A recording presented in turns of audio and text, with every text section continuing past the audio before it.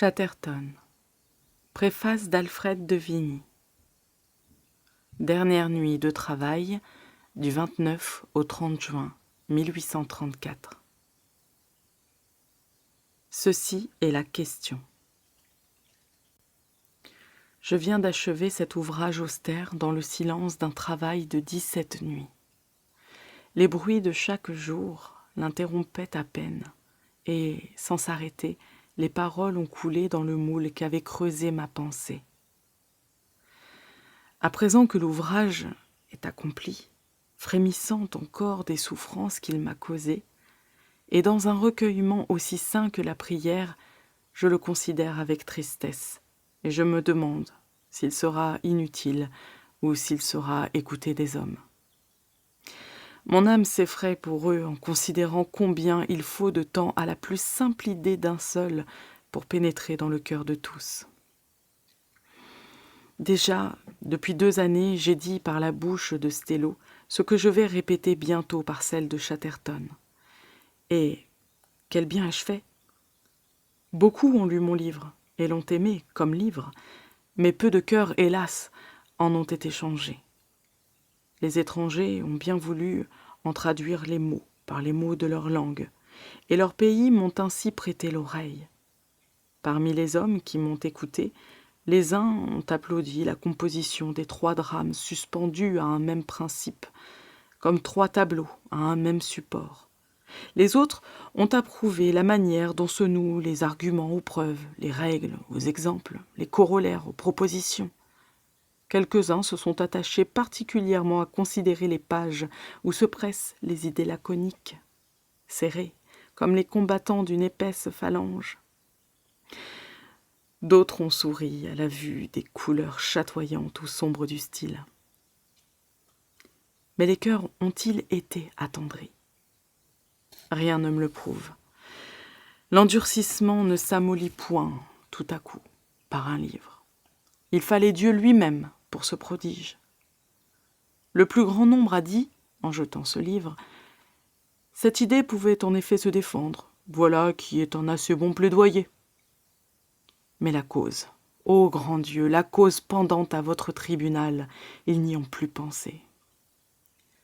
La cause, c'est le martyre perpétuel et la perpétuelle immolation du poète. La cause, c'est le droit qu'il aurait de vivre. La cause, c'est le pain qu'on ne lui donne pas. La cause, c'est la mort qu'il est forcé de se donner. D'où vient ce qui se passe? Vous ne cessez de vanter l'intelligence et vous tuez les plus intelligents. Vous les tuez en leur refusant le pouvoir de vivre selon les conditions de leur nature. On croirait à vous voir en faire si bon marché que c'est une chose commune qu'un poète. Songez donc que, lorsqu'une nation en a 2 en 10 siècles, elle se trouve heureuse et s'enorgueillit. Il y a tel peuple qui n'en a pas un et n'en aura jamais. D'où vient donc ce qui se passe? Pourquoi tant d'astres éteints dès qu'ils commençaient à poindre? C'est que vous ne savez pas ce que c'est qu'un poète, et vous n'y pensez pas. Auras-tu donc toujours des yeux pour ne pas voir Jérusalem? 3 sortes d'hommes, qu'il ne faut pas confondre, agissent sur les sociétés par les travaux de la pensée, mais se remuent dans des régions qui me semblent éternellement séparées. L'homme habile aux choses de la vie et toujours apprécié se voit parmi nous à chaque pas. Il est convenable à tout et convenable en tout. Il a une souplesse et une facilité qui tiennent du prodige. Il fait justement ce qu'il a résolu de faire et dit proprement et nettement ce qu'il veut dire. Dépourvu d'émotions réelles, il renvoie promptement la balle élastique des bons mots. Il écrit les affaires comme la littérature et rédige la littérature comme les affaires. Il peut s'exercer indifféremment à l'œuvre d'art et à la critique, prenant dans l'une la forme à la mode, dans l'autre la dissertation sentencieuse. Il sait le nombre des paroles que l'on peut réunir pour faire les apparences de la passion, de la mélancolie, de la gravité, de l'érudition et de l'enthousiasme. Mais il n'a que de froide velléité de ces choses, et les devine plus qu'il ne les sent. Il les respire de loin comme de vagues odeurs de fleurs inconnues. Il sait la place du mot et du sentiment, il les chiffrerait au besoin. Il se fait le langage des genres comme on se fait le masque des visages. Il peut écrire la comédie et l'oraison funèbre, le roman et l'histoire, l'épître et la tragédie, le couplet et le discours politique. Il monte de la grammaire à l'œuvre. Au lieu de descendre de l'inspiration au style, il sait façonner tout dans un goût vulgaire et joli, et peut tout ciseler avec agrément jusqu'à l'éloquence de la passion. C'est l'homme de lettres. Cet homme est toujours aimé, toujours compris, toujours en vue. Comme il est léger et ne pèse à personne, il est porté dans tous les bras où il veut aller. C'est l'aimable roi du moment, tel que le XVIIIe siècle en a tant couronné. Cet homme n'a nul besoin de pitié. Au-dessus de lui est un homme d'une nature plus forte et meilleure. Une conviction profonde et grave est la source où il puise ses œuvres et les répand à larges flots sur un sol dur et souvent ingrat. Il a médité dans la retraite sa philosophie entière. Il la voit toute d'un coup d'œil, il la tient dans sa main comme une chaîne et peut dire à quelle pensée il va suspendre son premier anneau à laquelle aboutira le dernier, et quelles œuvres pourront s'attacher à tous les autres dans l'avenir. Sa mémoire est riche, exacte et presque infaillible. Son jugement est sain, exempt de troubles autres que ce qu'il cherche, de passions autres que ses colères contenues. Il est studieux et calme. Son génie, c'est l'attention portée au degré le plus élevé. C'est le bon sens à sa plus magnifique expression. Son langage est juste, net, franc, grand dans son allure et vigoureux dans ses coups. Il a surtout besoin d'ordre et de clarté, ayant toujours en vue le peuple auquel il parle et la voie où il conduit ceux qui croient en lui. L'ardeur d'un combat perpétuel enflamme sa vie et ses écrits. Son cœur a de grandes révoltes et des haines larges de sublimes qui le rongent en secret, mais que domine et dissimule son exacte raison. Après tout, il marche le pas qu'il veut, sait jeter des semences à une grande profondeur et attendre qu'elles aient germé dans une immobilité effrayante. Il est maître de lui et de beaucoup d'âmes qu'il entraîne du nord au sud selon son bon vouloir. Il tient un peuple dans sa main, et l'opinion qu'on a de lui le tient dans le respect de lui-même et l'oblige à surveiller sa vie.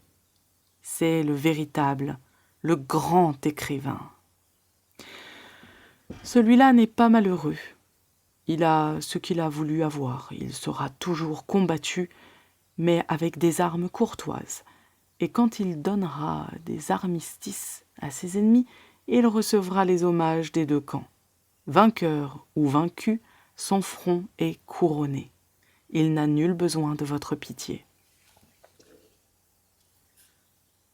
Mais il est une autre sorte de nature plus passionnée, plus pure et plus rare. Celui qui vient d'elle est inhabile à tout ce qui n'est pas l'œuvre divine, et vient au monde à de rares intervalles, heureusement pour lui, malheureusement pour l'espèce humaine. Il y vient pour être à charge aux autres, quand il appartient complètement à cette race exquise et puissante qui fut celle des grands hommes inspirés.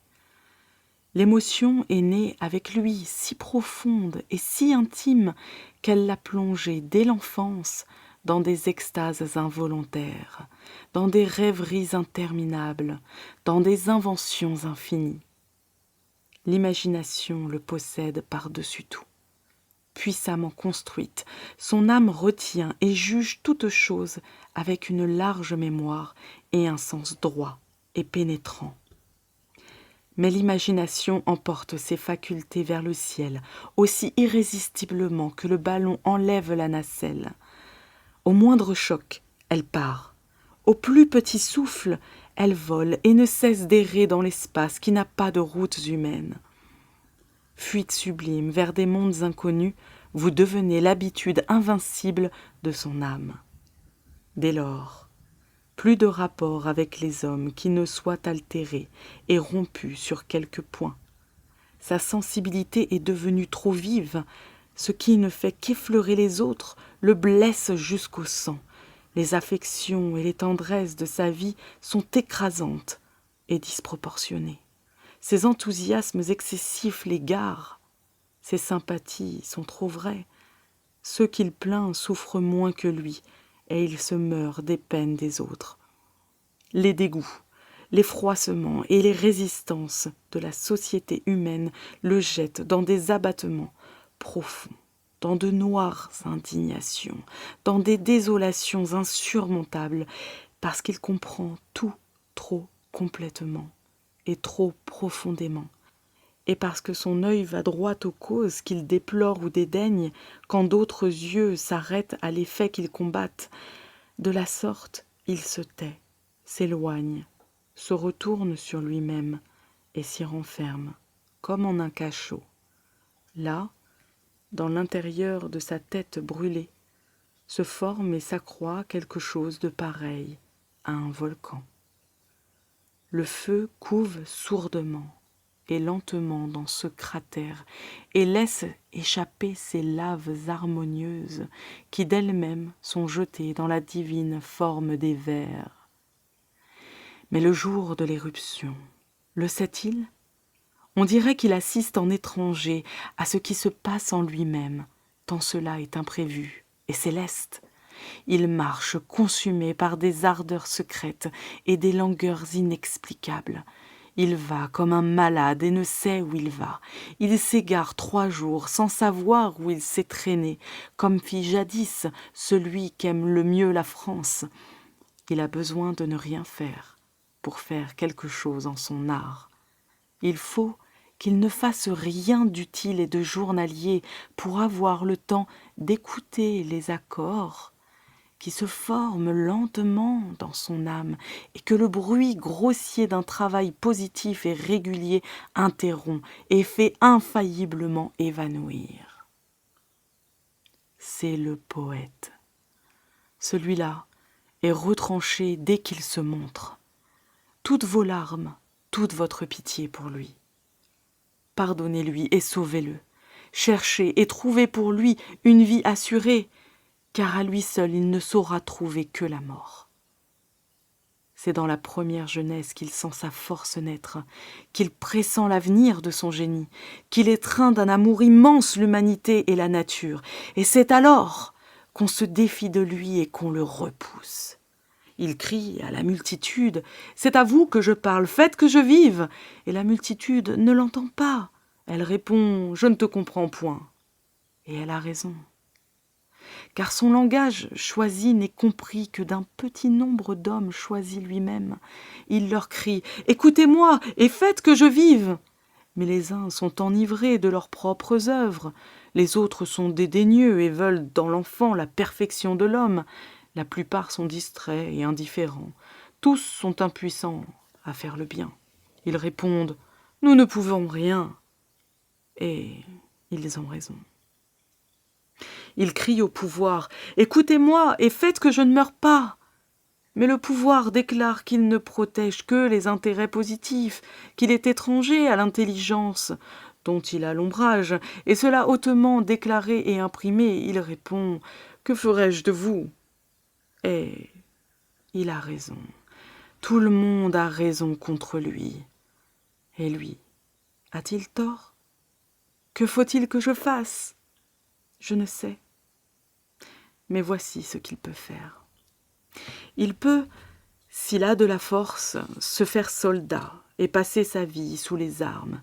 une vie agitée, grossière, où l'activité physique tuera l'activité morale. Il peut, s'il en a la patience, se condamner aux travaux du chiffre, où le calcul tuera l'illusion. Il peut encore, si son cœur ne se soulève pas trop violemment, courber et amoindrir sa pensée et cesser de chanter pour écrire. Il peut être homme de lettres, ou mieux encore, si la philosophie vient à son aide et s'il peut se dompter, il deviendra utile et grand écrivain. Mais à la longue, le jugement aura tué l'imagination, et avec elle, hélas, le vrai poème qu'elle portait dans son sein. Dans tous les cas, il tuera une partie de lui-même. Mais pour ces demi-suicides, pour ces immenses résignations, il faut encore une force rare. Si elle ne lui a pas été donnée, cette force, ou si les occasions de l'employer ne se trouvent pas sur sa route et lui manquent, même pour s'immoler, si, plongé dans cette lente destruction de lui-même, il ne s'y peut tenir, quel parti prendre? Celui que prit Chatterton, se tuer tout entier, il reste peu à faire. Le voilà donc criminel, criminel devant Dieu et les hommes, car le suicide est un crime religieux et social. Qui veut le nier? Qui pense à dire autre chose?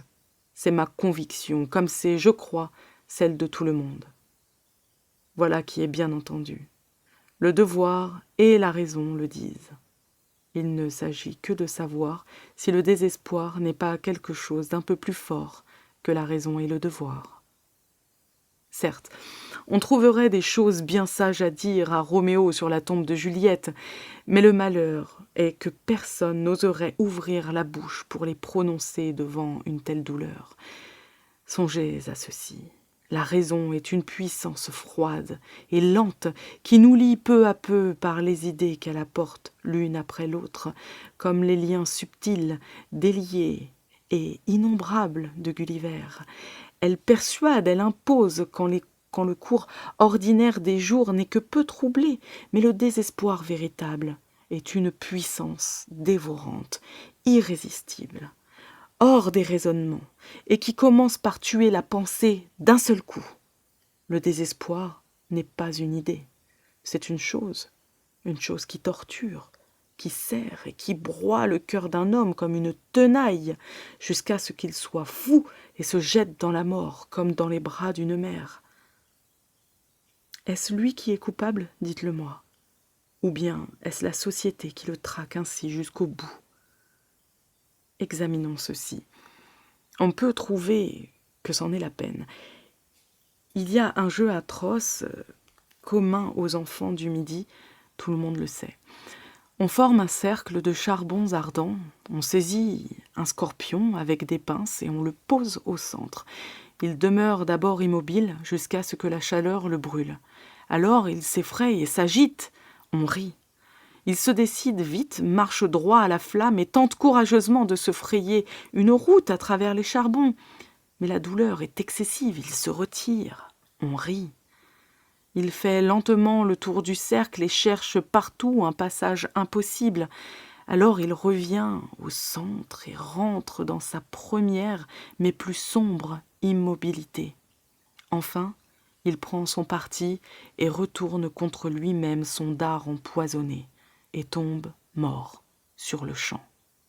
On rit plus fort que jamais. C'est lui, sans doute, qui est cruel et coupable, et ses enfants sont bons et innocent. C'est lui, sans doute. Quand un homme meurt de cette manière, est-il donc suicidé? C'est la société qui le jette dans le brasier. Je le répète, la religion et la raison, idées sublimes, sont des idées cependant. Et il y a telle cause de désespoir extrême qui tue les idées d'abord et l'homme ensuite. La faim, par exemple. J'espère être assez positif. Ceci n'est pas de l'idéologie. Il me sera donc permis peut-être de dire timidement qu'il serait bon de ne pas laisser un homme arriver jusqu'à ce degré de désespoir. Je ne demande à la société que ce qu'elle peut faire. Je ne la prierai point d'empêcher les peines de cœur et les infortunes idéales, de faire que Werther et Saint-Preux n'aime ni Charlotte ni Julie d'Étanges. Je ne la prierai pas d'empêcher qu'un riche désœuvré, roué et blasé ne quitte la vie par dégoût de lui-même et des autres. Il y a, je le sais, 1000 idées de désolation auxquelles on ne peut rien. Raison de plus, ce me semble, pour penser à celles auxquelles on peut quelque chose. L'infirmité de l'inspiration est peut-être ridicule et malaisante, je le veux. Mais on pourrait ne pas laisser mourir cette sorte de malades. Ils sont toujours peu nombreux et je ne puis me refuser à croire qu'ils ont quelque valeur, puisque l'humanité est unanime sur leur grandeur et les déclare immortels sur quelques vers. Quand ils sont morts, il est vrai. Je sais bien que la rareté même de ces hommes inspirés et malheureux semblera prouver contre ce que j'ai écrit. Sans doute l'ébauche imparfaite que j'ai tentée de ces natures divines ne peut retracer que quelques grands traits des grandes figures du passé.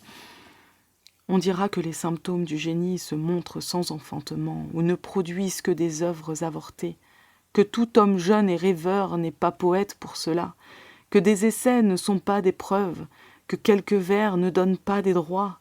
Et qu'en savons-nous ? Qui donc nous donne à nous-mêmes le droit d'étouffer le gland en disant qu'il ne sera pas chêne ? Je dis, moi, que quelques vers suffiraient à les faire reconnaître de leur vivant, si l'on savait y regarder. Qui ne dit à présent qu'il eût donné tout au moins une pension alimentaire à André Chénier sur l'ode de la jeune captive seulement, et l'eût déclaré poète sur les 30 vers de Myrtho. Mais je suis assuré que durant sa vie, et il n'y a pas longtemps de cela, on ne pensait pas ainsi, car il disait « Là du mépris des sots qui suit la pauvreté, je regarde la tombe, asile souhaité. » Jean La Fontaine a gravé pour vous d'avance sur sa pierre, avec son insouciance désespérée. Jean s'en alla comme il était venu, mangeant son fond avec son revenu. Mais, sans ce fond, qu'eût-il fait ? À quoi, s'il vous plaît, était-il bon ? Il vous le dit, à dormir et ne rien faire. Il fut infailliblement mort de faim. Les beaux vers, il faut dire le mot, sont une marchandise qui ne plaît pas au commun des hommes.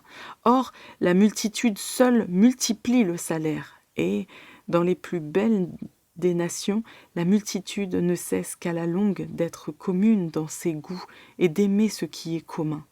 Elle ne peut arriver qu'après une lente instruction donnée par des esprits d'élite, et, en attendant, elle écrase sous tous ses pieds les talents naissants, dont elle n'entend même pas les cris de détresse.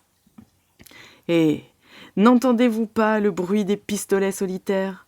Leur explosion est bien plus éloquente que ma faible voix. N'entendez-vous pas ces jeunes désespérés qui demandent le pain quotidien et dont personne ne paye le travail ?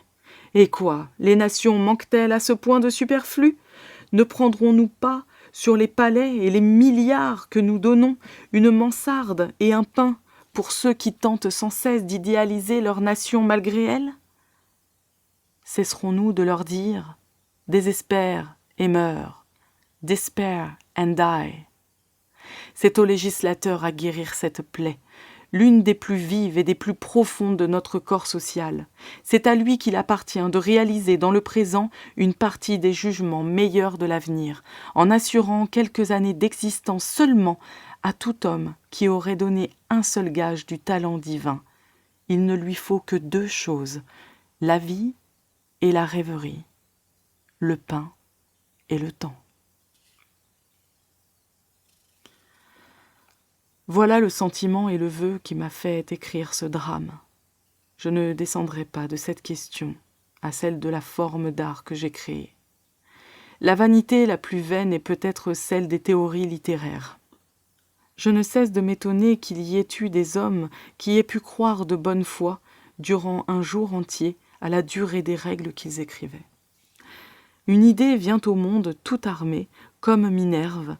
Elle revêt en naissant la seule armure qui lui convienne et qui doive, dans l'avenir, être sa forme durable. L'une, aujourd'hui, aura un vêtement composé de 1000 pièces, l'autre, demain, un vêtement simple. Si elle paraît belle à tous, on se hâte de calquer sa forme et de prendre sa mesure. Les rhéteurs notent ses dimensions, pour qu'à l'avenir, on en taille de semblables. Soin puéril. Il n'y a ni maître ni école en poésie. Le seul maître, c'est celui qui daigne faire descendre dans l'homme l'émotion féconde et faire sortir les idées de nos fronts qui en sont brisés quelquefois. Puisse cette forme ne pas être renversée par l'assemblée qui la jugera dans 6 mois.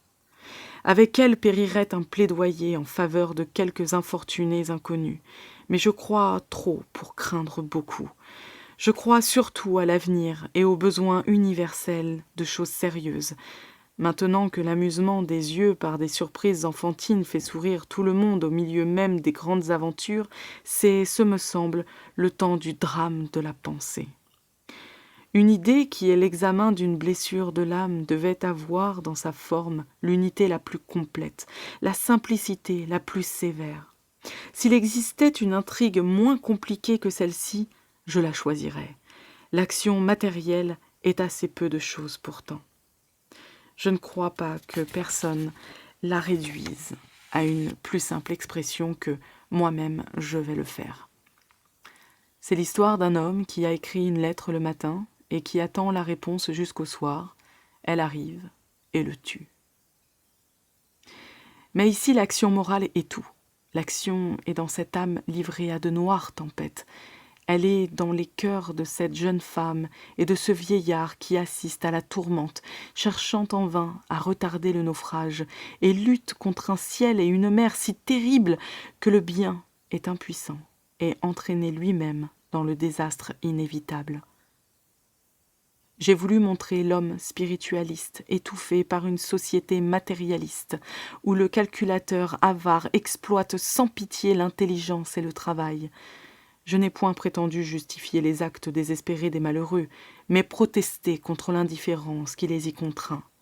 Peut-on frapper trop sur l'indifférence, si difficile à éveiller, sur la distraction, si difficile à fixer ? Y a-t-il un autre moyen de toucher la société que de lui montrer la torture de ses victimes ? Le poète était tout pour moi. Chatterton n'était qu'un nom d'homme, et je viens d'écarter à dessein des faits exacts de sa vie pour ne prendre de sa destinée que ce qui la rend un exemple à jamais déplorable d'une noble misère. Toi, que tes compatriotes appellent aujourd'hui merveilleux enfant, que tu as été juste ou non, tu as été malheureux, j'en suis certain, et cela me suffit. Âme désolée, pauvre âme de 18 ans, pardonne-moi de prendre pour symbole le nom que tu portais sur la terre et de tenter le bien en ton nom. Écrit du 29 au 30 juin 1834.